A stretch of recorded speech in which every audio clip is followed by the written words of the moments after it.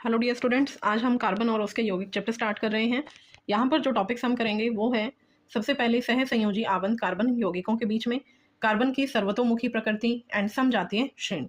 Carbon के यौगिकों में कुछ प्रकार्यात्मक समूह होते हैं, उनके गुण हम करेंगे, उनकी नाम पद्धति, कैसे नेम दिए जाते हैं, संतृप्त और असंतृप्त हाइड्रोकार्बन में अंतर एंड कुछ कार्बन यौगिकों की रासायनिक गुणधर्म, और वहाँ से इथेनॉल एंड इथेनॉइक अम्ल के कुछ गुण हम पढ़ेंगे, गुणधर्म और उसके उपयोग एंड साबुन और अपमार्जक क्या है, कैसे वो क्लीन करते हैं हमारे कपड़ों को। अब जो कार्बन होता है, कार्बन को हम देखते हैं, उसकी जो परमाणु संख्या है 6 है, विन्यास 2 एंड 4 मीन्स 4 इलेक्ट्रॉन्स की या तो उसको ज़रूरत है या वो अपने 4 इलेक्ट्रॉन निकाल दें खुद को स्टेबल स्थायी बनाने के लिए। तो 4 इलेक्ट्रॉन को निकालना और 4 इलेक्ट्रॉन कोई और देगा बहुत ही ज़्यादा एनर्जेटिक प्रोसेस है, तो इसलिए ये साझेदारी करते हैं, साझा कर लेते हैं अपने इलेक्ट्रॉन को दूसरे के साथ और दूसरे के इलेक्ट्रॉन्स को अपने साथ।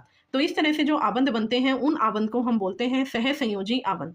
पिछले चैप्टर में हमने पढ़ा था आयोनिक आबंध, मतलब जहां पर धनायन और ऋणायन से आबंध बनता है, जहां एक या दो इलेक्ट्रॉन की किसी को जरूरत है और एक इलेक्ट्रॉन दो इलेक्ट्रॉन किसी के पास एक्स्ट्रा है, तो एक तत्व रिलीज कर देता है, दे देता है, और एक तत्व उन इलेक्ट्रॉन्स को ले लेता है। अब है कार्बन की सर्वतोमुखी प्रकृति, मतलब सबसे प्रमुख, और कोई भी तत्व ऐसे गुण नहीं दर्शाता है जो कार्बन के अंदर है, तो इसीलिए इसे बोला जाता है सर्वतोमुखी प्रकृति। पहला जो गुण है इसका वो है श्रृंखला। श्रृंखलन, श्रृंखलन मतलब श्रृंखला बनाना, एक लंबी श्रृंखला बनाना जहां पर कार्बन ही दूसरे कार्बन के साथ आबंध बनाता है, जैसे एक कार्बन दूसरे के साथ, फिर दूसरा तीसरे के साथ, फिर वो फोर्थ के साथ, फिफ्थ के साथ। तो इस तरह से वो शाखाओं में या एक लंबी श्रृंखला में आबंध बनाते हैं, या वलय भी बना सकते हैं, रिंग भी बना सकते हैं, रिंग फॉर्मेशन इस तरह से कर सकते हैं। लेकिन क्या हो सकता है कि कार्बन कार्बन जहां एक दूसरे के साथ आबंध बनाते हैं वो आबंध एक भी हो सकता है, द्वि भी हो सकते हैं और त्रिआबंध भी हो सकते हैं। नेक्स्ट है चतुर संयोजकता, चार संयोजकता। संयोजकता क्या होता है? जहां लास्ट वाले कक्ष में जितने इलेक्ट्रॉन्स उसके पास अवेलेबल होते हैं। अब कार्बन चतुर संयोजी है, तो वो न तो 4 इलेक्ट्रॉन खोकर ना ही 4 इलेक्ट्रॉन प्राप्त कर आयोनिक आबंध बनाएगा, बल्कि वो साझेदारी से सह संयोजी आबंध बनाता है। अब सह संयोजी आबंध के कुछ गुणधर्म होते हैं। जो भी यौगिक सह संयोजी आबंध से बनते हैं उनका जो गलनांक और क्वथनांक होता है वो बहुत कम होता है आयोनिक आबंध से, और वो विद्युत के कुचालक होते हैं क्योंकि वहां पर इलेक्ट्रॉन्स फ्री नहीं होते, इलेक्ट्रॉन साझेदारी में रहते हैं। और आयोनिक आबंध के अंदर इलेक्ट्रॉन फ्री होते हैं, या तो वो देते हैं या वो लेते हैं, तो वहां पर वो विद्युत के सुचालक होते हैं और ये विद्युत के कुचालक होते हैं। और जब कार्बन हाइड्रोजन के साथ आबंध बनाता है, यौगिक बनाता है, तो उसे हम कहते हैं हाइड्रोकार्बन्स। नाउ कार्बन के अपरूप, जहां कार्बन ही यौगिक बना रहा है एक दूसरे कार्बन्स के साथ, लेकिन उनका जो अरेंजमेंट है वो अलग अलग होता है, जिसकी वजह से उनके नाम भी अलग अलग हो जाते हैं, उनके गुण भी अलग होते हैं। जैसे पहला है ग्रेफाइट। ग्रेफाइट को हम जो पेंसिल की लेड्स होती हैं और स्नेहक जो ल्यूब्रिकेंट्स होते हैं उनमें प्रयोग करते हैं। अब ग्रेफाइट के अंदर क्या होता है कि यहाँ पर जो कार्बन के 4 इलेक्ट्रॉन्स होते हैं वो 4 इलेक्ट्रॉन्स आबंध नहीं बनाते, वहां सिर्फ 3 इलेक्ट्रॉन ही आबंध बनाते हैं, मतलब 3 आबंध वहां बनते हैं और एक इलेक्ट्रॉन फ्री रह जाता है। तो एक इलेक्ट्रॉन फ्री रहने की वजह से वो विद्युत के सुचालक हैं, और सह संयोजी आबंध में वो 3 कार्बन परमाणुओं के साथ आबंध बनाते हैं और षटकोणीय संरचना वो ले और वो षटकोणीय संरचना ले लेते हैं इस तरह से। सेकंड है हीरा। हीरा दृढ़ होता है, बहुत कठोर होता है, ग्रेफाइट सॉफ्ट होता है, वो इसकी संरचना के आधार पर ही है। यहाँ पर क्या होता है, जो कार्बन है वो अपनी चारों इलेक्ट्रॉन्स को इन्वॉल्व कर लेता है आबंध बनाने के अंदर, और इनकी जो त्रिआमीय आबंध होता है, तीनों डायमेंशंस होती हैं इसकी, और क्योंकि 4 इलेक्ट्रॉन्स इन्वॉल्व हो गए हैं, 4 ही इलेक्ट्रॉन थे, इसीलिए वो विद्युत के कुचालक हैं और ये बहुत कठोर होते हैं, तो इनको हम किसी चीज़ को काटने में और आभूषण बनाने में प्रयोग कर सकते हैं। हमारा समजातीय श्रेणी, सम में समान, एक ही जाति की श्रेणी बनना, एक ही जाति की श्रृंखला बनना। अब ये एक ही जाति की श्रृंखला कैसे बन सकती है? यहाँ जो फंक्शनल ग्रुप होता है, प्रकार्यात्मक समूह होता है, वो एक ही रहेगा, लेकिन कार्बन बढ़ते चले जाते हैं। अब कार्बन अगर वहां पर बढ़ेंगे, जैसे यहाँ आप देखें alkene CH4, alkene ethene C2H6, propene C3H8, तो यहाँ एक CH2 यूनिट का अंतर आता जा रहा है, लेकिन कोई भी फंक्शनल ग्रुप होगा वो समान रहेगा। तो एक सामान्य सूत्र होता है इनका। ऐसी श्रृंखला जिसमें कार्बन श्रृंखला में स्थित हाइड्रोजन को एक ही प्रकार का समूह प्रतिस्थापित करता है उसे समजातीय श्रेणी कहते हैं। अब यहाँ क्योंकि एक CH2 यूनिट का अंतर है, तो जो CH2 इकाई होती है उसका द्रव्यमान 14 यूनिट है, एक कार्बन का 12 है एंड 2 हाइड्रोजन का 2 होता है।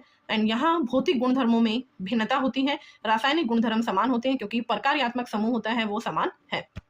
संरचनात्मक समावयता मीन्स ऐसे समावय, ऐसे हमारे संरचना यौगिक जिसमें संरचना उसकी विभिन्न होती है और आणविक सूत्र समान होता है। अणु का जो सूत्र रहेगा वो समान रहेगा। कैसे? जैसे ब्यूटेन सूत्र है इसका C4H10, तो इसके दो संरचनात्मक समन्वय होते हैं। कैसे? एक में सीधी सीधी कार्बन की चेन बनी हुई है, श्रृंखला बनी हुई है लंबी, और एक के अंदर क्या हो गई है? ब्रांचिंग। जैसे कार्बन 1 2 3 एक साइड से उसकी ब्रांच निकल गई है। अब यहाँ पर हमें पता है कि जो कार्बन होता है वो 4 आबंध बनाता है। अब एक आबंध जैसे इस कार्बन ने दूसरे कार्बन से बनाया तो इसके हम 3 हाइड्रोजन लगाएंगे। अब यहाँ पर एक आबंध बना हुआ है, 3 हाइड्रोजन, यहाँ 3 तरफ से कार्बन से बंधा हुआ है ये, तो 1 हाइड्रोजन, यहाँ पर भी 3 हाइड्रोजन। तो इनको जब हम काउंट करेंगे हमारा जो सूत्र रहेगा वो यही रहेगा C4H8, लेकिन हमने इसकी संरचना अलग कर दी है। तो जहाँ एक सीधी श्रृंखला लंबी श्रृंखला होती है उसे हम कहते हैं N-ब्यूटेन, जहाँ एक तरफ से उसको ब्रांच उसकी निकाल दी गई है उसे हम कहेंगे आइसो। है पेंटेन। ये दोनों ही क्वेश्चन बहुत इंपॉर्टेंट हैं, ये हमारे बोर्ड क्लासेज में बहुत बार आया हुआ है। पेंटेन के अंदर जो इसका सूत्र है C5H12, तो यहाँ एक पॉसिबिलिटी एक सीधी सीधी चेन है, एक है एक साइड से ब्रांचिंग, और सेकंड में दोनों साइड से ब्रांचिंग, जैसे कार्बन 3 एक साइड ब्रांचिंग 4 दूसरी साइड ब्रांचिंग 5। अब इनकी हाइड्रोजन हम लगा देंगे इसकी 4 संयोजकता पूरी करते हुए। तो यहाँ पर जो सूत्र है वो C5H12 है, लेकिन जो सीधी वाली चेन है उसे बोलते हैं N पेंटेन, 1 साइड ब्रांचिंग वाले को आइसो एंड 3 साइड वाली को neopentane. Next is saturated and unsaturated.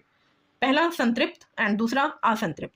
जहां भी हमारे कार्बन कार्बन तत्व के अंदर एक आबंध आया हुआ है उसे हम बोलते हैं संतृप्त, और जहां कार्बन कार्बन के बीच में एक आबंध होगा उनको हम एक रूट नेम देते हैं एल्केन। एंड जहां कार्बन कार्बन के बीच में 2 या 3 आबंध हैं असंतृप्त। अगर 2 आबंध है तो उसे कहेंगे एल्कीन, एंड अगर 3 आबंध है तो उसे हम कहेंगे एल्काइन। अब है कार्बन के यौगिकों की नाम पद्धति, मतलब इतने सारे यौगिक बनाता है तो उनका एक एक का नाम याद करना बहुत डिफिकल्ट होता है हमारे लिए, तो उसके लिए कुछ रूल्स बना दिए हैं। सबसे पहले क्या है कि जितने भी कार्बन है किसी यौगिक में उसके लिए एक रूट वर्ड बनाया गया है कि अगर एक कार्बन है तो उसे मिथ, 2 कार्बन है इथ, 3 कार्बन है prop, 4 but, 5 pent, 6 hex, 7 hept, 8 oct, 9 non and 10 dec. अब रूट वर्ड लगाने के बाद फिर हम उसके पूर्व लगन या अनुलग्न लगाते हैं, प्रेफिक्स या सफिक्स लगाते हैं। तो जो प्रकार्यात्मक समूह होते हैं कुछ पूर्व लगन होते हैं एंड कुछ अनुलग्न होते हैं, मतलब बाद में आते हैं। अब अगर कार्बन कार्बन के बीच में एक आबंध है तो वहां पर हम लगाते हैं एन, जैसे CH4 है, CH3 है। अगर यहाँ पर कुछ भी नहीं लिखा हुआ इसका मतलब कार्बन कार्बन के बीच में एक आबंध है, तो कार्बन कार्बन के बीच में एक आबंध होगा तो वहां हम लगाएंगे एन। अगर कार्बन कार्बन के बीच में 2 आबंध होंगे इन, कार्बन कार्बन के बीच में 3 आबंध होंगे तो वहां हम लगाएंगे आइन, क्योंकि वो क्या है एल्काइन, 3 आबंध, 2 आबंध है तो एल्कीन। तो लास्ट में रूट वर्ड के बाद हम क्या लगाएंगे इन, आइन और एन। और उसके बाद कुछ प्रकार्यात्मक समूह है हमारे। इसके बाद प्रकार्यात्मक समूह है ये कि अगर OL ग्रुप लगा हुआ है, OH ग्रुप है तो वो है अल्कोहल, ओल लगेगा। अगर CHO ग्रुप है तो वहां पर एल्डिहाइड है, AL लगेगा। अगर कार्बन और ऑक्सीजन के बीच में आबंध है और दोनों तरफ RR group carbon carbon group है तो उसे हम कहेंगे कीटोन, ओन। अगर एक side C double bond OH है तो उसे हम कहेंगे कार्बोक्सिलिक अम्ल। एंड अगर क्लोरीन Cl या Br ब्रोमीन या आयोडीन I है तो वो होते हैं पूर्व लगन, वहां हम रूट वर्ड से पहले ही उनको लगाते हैं। जैसे यहाँ देखें CH3 CH2 Br, 2 कार्बन का है ये, तो 2 कार्बन के लिए इथ। अब कार्बन कार्बन के बीच में एक ही आबंध है तो एन, और क्योंकि ये पूर्व लगन है ब्रोमीन तो इसे हम पहले लगाएंगे ब्रोमो इथेन। एंड जो अनुलग्न होते हैं बाद में होते हैं वहां पर हम उनको बाद में जोड़ते हैं, जैसे मीथेन, इथेन, प्रोपेन, उनके बाद हम उनको जोड़ेंगे। अब अगर ई लगा हुआ है तो ई को हटा के हम प्रकार्यात्मक समूह का ग्रुप लगा देंगे, अनुलग्न उसका लगा देंगे। जैसे मिथेनॉल, मिथेनॉल क्या है CH4 होता है एल्केन। अगर एक हाइड्रोजन को हम यहाँ से हटा के प्रकार्यात्मक समूह लगाते हैं CH3OH तो ये बन जाएगा मिथेनॉल, अल्कोहल ग्रुप। अब है इन कार्बन यौगिकों के कुछ रासायनिक गुणधर्म। पहला है दहन। दहन मतलब जलाना। अब कोई भी चीज जब जलाते हैं वो वायु की उपस्थिति में होती है, ऑक्सीजन की उपस्थिति में। अब ऑक्सीजन अगर पूरी तरह से किसी भी यौगिक को मिल रही है तो वहां जो ज्वाला होगी वो बिल्कुल साफ ज्वाला होती है, नीली ज्वाला होती है। एंड अगर सीमित मात्रा में मिल रही है तो वहां कजली ज्वाला उत्पन्न होती है। कजली मतलब धुआं सा निकलता, ब्लैक कलर का धुआं निकलता है। अब 2 तरह के हाइड्रोकार्बन हमने पढ़े, संतृप्त और असंतृप्त। असंतृप्त हाइड्रोकार्बन हमेशा ही जब हम उसका दहन करेंगे वो कजली ज्वाला उत्पन्न करता है, और संतृप्त हाइड्रोकार्बन दोनों तरह की कर सकता है। अगर प्रचुर मात्रा में, सही मात्रा में अगर उसे ऑक्सीजन मिली तो साफ नीली ज्वाला उत्पन्न होगी, और अगर वहां पर सीमित मात्रा में ऑक्सीजन मिल रही है तो वहां कजली ज्वाला उत्पन्न होती है, ब्लैक कलर का धुआं निकलता है। अब जब हम ऑक्सीजन की उपस्थिति में हाइड्रोकार्बन को जलाते हैं तो वहां से ऊष्मा और प्रकाश निकलता है और उसके साथ साथ कार्बन डाइऑक्साइड और जल निकलता है। कोयले और पेट्रोलियम का दहन करते हैं तो वहां से सल्फर और नाइट्रोजन गैस निकलती हैं।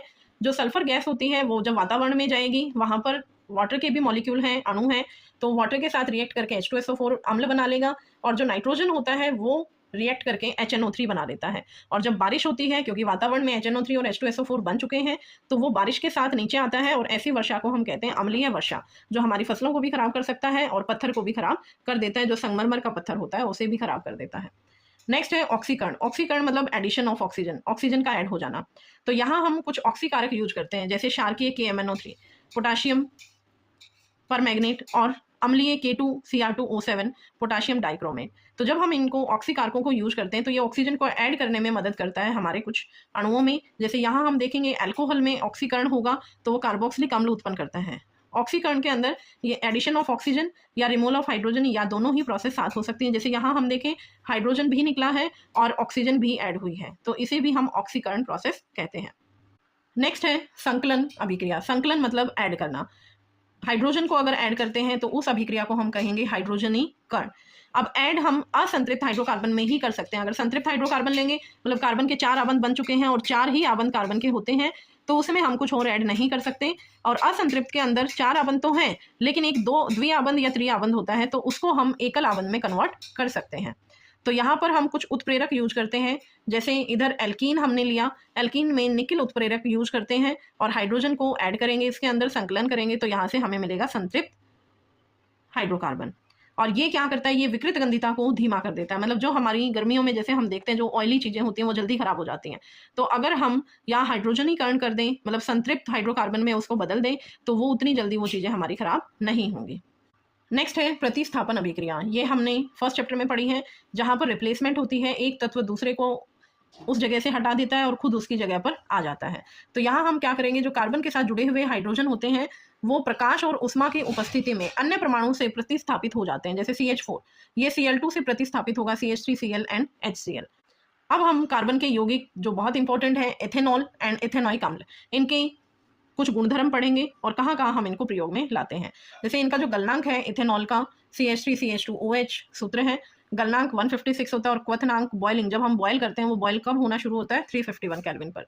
जल में घुल सकता है ये, और जलाने वाला स्वाद होता है, मतलब जैसे एकदम से कुछ चीज़ हमें लगती है और स्किन बर्न होने लग जाती है उससे, तो ऐसा ही अल्कोहल के अंदर होता है। और अगर तनु इथेनॉल लेंगे तो उससे हमारे स्वास्थ्य में कुछ समस्याएं हो सकती हैं। रासायनिक गुणधर्म क्या है कि ये C2H5OH सोडियम के साथ अभिक्रिया कर सकता है। अगर सोडियम के साथ अभिक्रिया करेगा तो यहाँ से ये हाइड्रोजन निकल जाएगा और सोडियम इथोक्साइड बन जाएगा, C2H5ONA। सेकेंड, अगर आप सांद्र H2SO4 के साथ अभिक्रिया करेंगे तो यहाँ इथेनॉल में से जल बाहर निकल जाएगा, निर्जलीकरण प्रोसेस हो जाएगी और इथीन बनेगा। ये देखें, यहाँ हमने क्या किया है, सोडियम को ऐड किया तो सोडियम इथोक्साइड बना, और अगर सांद्र H2SO4 यूज किया तो इधर से वाटर बाहर निकल गया, निर्जलीकरण हो गया, और इथीन हमें यहाँ से मिला CH2 डबल बॉन्ड CH2। अब इस इथेनॉल को हम कहाँ कहाँ उपयोग में ला सकते हैं, साबुन बनाने में, जैसे C2H5OH से C2H5ONA बना है, अगर इस C2H5 की जगह एक हम लंबी कार्बन की चेन ले लें तो वही बन जाता है साबुन। साबुन और कुछ नहीं, ये सोडियम सॉल्ट होता है एक लंबी कार्बन की श्रृंखला का। अल्कोहलिक पेयों में जो लिक्विड्स लेते हैं, अल्कोहल्स लेते हैं, वो उसमें प्रयोग होता है, प्रयोगशाला में प्रयोग किया जा सकता है, दवा टॉनिक बनाने में प्रयोग किए जा सकते हैं। अब है सेकंड, एथेनॉइक अम्ल या एसिटिक अम्ल, CH3COOH। अम्ल नाम आया है, मतलब वो क्या होगा, अम्ल का गुण दिखाएगा, स्वाद में खट्टा, जल में घुलनशील, जल में घुलेगा, गलनांक 290 केल्विन, क्वथनांक 391 केल्विन। एसिटिक अम्ल जो होता है वो अगर 3 to 4% हम ले लें, मतलब 3 to 4 ml उसका लें और हम जल डाल दें तो उसे हम कहते हैं सिरका। और अगर प्योर फॉर्म में हम लेते हैं एसिटिक अम्ल को, जहाँ पर वाटर की बहुत कम मात्रा होती है, जैसे 1% अगर हम लेते हैं तो उसे हम बोलते हैं ग्लेशियल एसिटिक अम्ल। अब है इसकी रासायनिक अभिक्रिया। पहले अगर आप Na के साथ अभिक्रिया करेंगे तो हाइड्रोजन को रिप्लेस कर देगा, Na आ जाएगा। NaOH के साथ अभिक्रिया करेंगे तो यहाँ CH3COONA बन जाएगा, वाटर बाहर निकल जाएगा, यहाँ से OH और यहाँ से H। Na2CO3 के साथ अभिक्रिया करेंगे, यहाँ भी वही बन रहा है, हाइड्रोजन, मतलब इसमें से मेन हाइड्रोजन ही निकलना है, और जो दूसरा हमने यौगिक लिया वहाँ से उसका सॉल्ट बन जाएगा। जैसे यहाँ Na है, यहाँ Na है, यहाँ Na है, तो Na इसके साथ ऐड हो जाएगा, NaHCO3, CH3COONA, CO2 plus water. अब अगर हम इसके साथ अल्कोहल डाल देते हैं सांद्र H2SO4 के साथ, तो यहाँ हमारा क्या होगा, अम्ल में से OH निकलेगा और अल्कोहल से H निकलेगा, तो उससे बन जाएगा हमारा एस्टर, एंड ये रिएक्शन है हमारी एस्टेरिफिकेशन रिएक्शन। ये है एस्टेरिफिकेशन रिएक्शन, जहाँ अम्ल में हम अल्कोहल को डालते हैं सांद्र H2SO4 में, वाटर बाहर निकल जाता है और एस्टर बन जाता है। और अगर इसी में हम उल्टी प्रोसेस कर दें, एस्टर के अंदर H2O डाल दें, तो वापस हमें यही उत्पाद मिल जाएंगे और उसे हम कहते हैं जलीय अपघटन। मतलब जल की उपस्थिति में अपघटन करना मतलब तोड़ना। तो एस्टर में अगर आप जल डालते हैं, वो क्षारक के साथ भी हो सकता है या फिर वो अम्ल के साथ भी हो सकता है। तो क्षारक के साथ अगर आप डालेंगे तो यहाँ CH3COONA बन जाएगा H की जगह, और CH3CH2OH अल्कोहल वापस बाहर। एंड अगर आप अम्ल के साथ अभिक्रिया करवाएंगे जल की, तो यहाँ CH3COOH बनेगा और यहाँ पर अल्कोहल बनेगा। अब जहाँ हमने NaOH के साथ अभिक्रिया करवाई तो यहाँ सोडियम सॉल्ट बन रहा है एसिटिक अम्ल का, तो इस अभिक्रिया को हम साबुनीकरण भी कहते हैं। साबुन को बनाने की विधि भी इसे हम कहते हैं।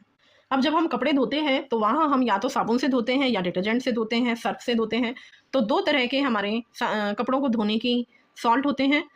अब ये होते क्या है, ये सॉल्ट होते हैं, या तो वो सोडियम सॉल्ट होते हैं, सल्फेट सॉल्ट होते हैं, या अमोनिया सॉल्ट होते हैं। और यहाँ पर जो एक कार्बन होता है, कार्बन की एक लंबी श्रृंखला होती है। जैसे अभी हमने किया sodium salt of acetic acid. अगर इस R ग्रुप को हम लंबा R ग्रुप ले लेते हैं, श्रृंखला लंबी ले लेते हैं, तो ये सोप बन जाता है या डिटर्जेंट बन जाता है। सोप के अंदर यहाँ COO के बाद अगर सोडियम या पोटाशियम सॉल्ट है तो उसे हम कहेंगे सोप। एंड अगर यहीं पर ये सल्फेट या फिर अमोनिया आ जाता है तो उसे हम कहेंगे डिटर्जेंट। अब सोप एंड डिटर्जेंट में कुछ डिफरेंस होते हैं। जो सोप होता है, साबुन होता है, वो लंबी श्रृंखला होती है कार्बोक्सिल अम्ल के सोडियम और पोटाशियम की। मतलब यहाँ पर सोडियम और पोटाशियम लवण होते हैं। और जो अपमार्जक होता है, डिटर्जेंट होता है, वो भी लंबी श्रृंखला वाले कार्बोक्सिलिक अम्ल होते हैं, लेकिन वहाँ सोडियम पोटाशियम की जगह क्या होता है, अमोनिया या सल्फेट लवण। तो ये इनमें डिफरेंस है। सेकेंड डिफरेंस क्या है, साबुन केवल मृदु जल सॉफ्ट वाटर के साथ ही कंबाइन कर सकते हैं, सफाई की अभिक्रिया करते हैं। कठोर जल में वो अपना प्रभाव नहीं देते। और जो अपमार्जक हैं वो कठोर या मृदु जल दोनों में ही सफाई की प्रक्रिया कर सकते हैं। अब मृदु जल और कठोर जल क्या होता है, ये कुछ आयंस होते हैं, मिनरल्स होते हैं जो इनके अंदर हैं। कि अगर बहुत कम आयन है तो उसे मृदु जल कहते हैं, अगर आयन इनमें ज़्यादा हो जाते हैं, कैल्शियम मैग्नीशियम आयंस वगैरह ज़्यादा हो जाते हैं, तो उसे कठोर जल कहते हैं। क्यों? क्योंकि ये जो आयंस होते हैं इसके अंदर, ये आयन हमारे सोप के साथ कंबाइन कर जाते हैं, जिसकी वजह से वो अघुलनशील हो जाते हैं। मतलब वो पानी में घुल नहीं पाते हैं, वो ऊपर ऊपर रह जाते हैं। और अगर पानी में साबुन नहीं घुलेगा तो वो सफाई कैसे करेगा। अब है सफाई के लिए कि साबुन कैसे साफ करता है। साबुन का जो अणु होता है उसका क्या स्ट्रक्चर होता है। साबुन के अणु में दो चीजें होती हैं, दो समूह होते हैं, एक जल रागी एक जल विरागी। जल रागी, रागी मतलब जल में घुलने वाला, जल विरागी जो जल में पार्ट नहीं घुलता। तो साबुन के दो पार्ट होते हैं, आयनिक पार्ट होता है वो जल रागी होता है, और जो लंबी श्रृंखला होती है जो R चेन मैंने बताया था अभी, वो जल विरागी होता है। अब आयनिक पार्ट तो पानी में घुल जाएगा, और जो ये लंबी श्रृंखला होती है नॉन आयोनिक होती है, जल विरागी होती है, ये हमारे कपड़ों की गंदगी के साथ घुल जाती है। जो मैल होता है, जो गंदगी होती है, ये उसके साथ घुल जाएगा। और जब ये उसके साथ घुलता है तो एक संरचना बना देता है जिसे हम मिसेल बोलते हैं। अब साबुन की सफाई प्रक्रिया, अधिकांश जो मैल होता है कपड़ों में वो तैलीय होता है, और जो ये तैलीय पार्ट है वो जल विरागी छोर के साथ जुड़ जाता है, और जल के अणु जल रागी छोर पर साबुन के अणुओं को घेर लेते हैं। उसको घेरने के बाद साबुन के अणु जब एक संरचना बना लेते हैं, वो अणुओं को कंबाइंड फॉर्म में जब वो उसके साथ आ जाते हैं तो उससे मिसेल संरचना बनती है, जैसे यहाँ पर बना हुआ। तो जो तैलीय कण थे वो यहाँ जल विरागी पार्ट इसको घोल लेता है, और जो हमारा जल रागी पार्ट है वो पानी के अंदर घुल जाता है। तो जब हम साबुन के अणु और तैलीय मल का जो पायस बनाता है, जो ये मिसेल संरचना बनी है, तो जब हम कपड़ों को पटकते हैं, डंडे से पीटते हैं या ब्रश से रगड़ते हैं, तो उसकी मदद से जो ये तैलीय कण थे जो जल में नहीं घुले हुए थे वो बाहर निकल जाते हैं और हमारे कपड़े साफ हो जाते हैं। अब है अघुलनशील पदार्थ का बनना, स्कम का बनना, जो कठोर जल में बनता है। वो कैसे बनता है कि कठोर जल में मैग्नीशियम और कैल्शियम के लवण होते हैं, और जो साबुन का जल रागी भाग है वो उसके साथ अभिक्रिया कर लेते हैं। तो साबुन का जो जल विरागी भाग है वो यूं का यूं रह जाएगा, और जल रागी भाग के साथ ये कंबाइन करने से ये अघुलनशील पदार्थ बन जाता है, जिसे हम स्कम कहते हैं। तो ये सफाई की प्रक्रिया में बाधा उत्पन्न कर देता है। अब मार्जक के जो अणु हैं उनका सिरा कठोर जल में उपस्थित कैल्शियम और मैग्नीशियम आयनों के साथ नहीं मिलता, अघुलनशील पदार्थ नहीं बनाता, इसीलिए वो मृदु जल और कठोर जल दोनों में अपनी सफाई की अभिक्रिया कर सकता है। अब यहाँ जब हम देखते हैं कि साबुन मृदु जल के साथ अभिक्रिया कर रहा है, कठोर के साथ नहीं, तो वो भी नुकसान है। लेकिन उसके साथ साथ एक फायदा भी है, बेनिफिट भी है, कि जो साबुन है वो जैव निम्नकरणीय होता है, और अपमार्जक जैव निम्नकरणीय नहीं होता। मतलब जीव उसको नष्ट नहीं कर सकते हैं, और वो हमारे वातावरण में ही बना रहता है, यूं का यूं पानी के अंदर मिल जाता है, उसमें डिजोल्व हो जाता है, तो पानी के अंदर भी वो यूं का यूं बना रहता है, लेकिन साबुन जीव उसको खत्म कर देते हैं। तो ये हमारे पर्यावरण हितैषी नहीं है। अपमार्जक और जो साबुन है वो पर्यावरण के लिए हितैषी है, पर्यावरण के लिए अच्छा है। ये है हमारा आज का चैप्टर। आई होप आपको ये पसंद आया होगा। Thank you, bye bye.